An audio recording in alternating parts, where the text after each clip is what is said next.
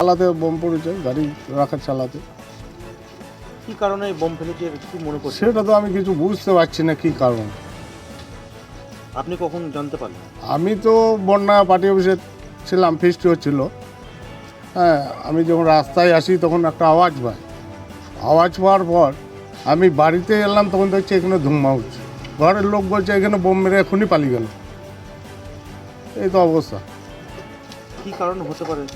কী কারণ সেটা তো আমি বুঝতে পারছি না। আপনি তো পার্টি করেন। হ্যাঁ, পার্টি করি, কি পার্টি করেন? তৃণমূল পার্টি করি। তৃণমূল। আপনি কি দায়িত্বে আছেন? হ্যাঁ, আমি কনভেনার কঙ্কালী অঞ্চলে। কনভেন্টের পর বাড়িতে এরকমভাবে বোমা পড়ছে, কি বলবো, কিছু তো বলার না। কতটা আতঙ্কিত আপনারা? আতঙ্কিত বটেই, ঘরের লোক তো সবই আতঙ্কিত, আমিও আতঙ্কিত। কিন্তু এবার পুলিশ প্রশাসন এসছে, তদন্ত করে দেখবে। আমি কিছুক্ষণ আগে বাড়িতে ছিলাম, দিয়ে শুনলাম যে একটা স্কুটির আওয়াজ, আর এত স্পিডে গেল যে কিছু বলে না। আর এখানটাতে পুরো যেই বোমটা ফেললো যে ওখানটাতে, তো ওখানটাতে যা মানে ধুমো উড়লো সেটা বলার কথা না।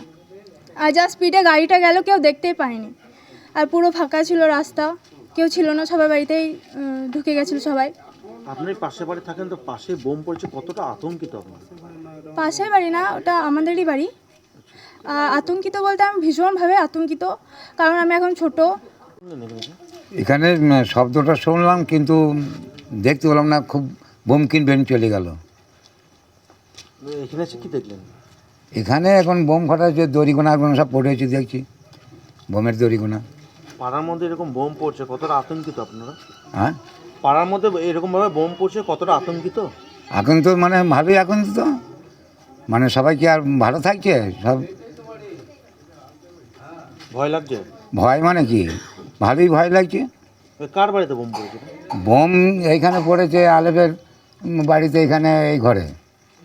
এখন কি কারণে মনে হচ্ছে? কারণটা এখন কী করবো বলবো, এখন কী কারণে কী বোম ফেলাচ্ছে, কেন ফেলাচ্ছে, কারণটা তো এখন বলতে পারবো না যে কোন কারণে ফেলাচ্ছে।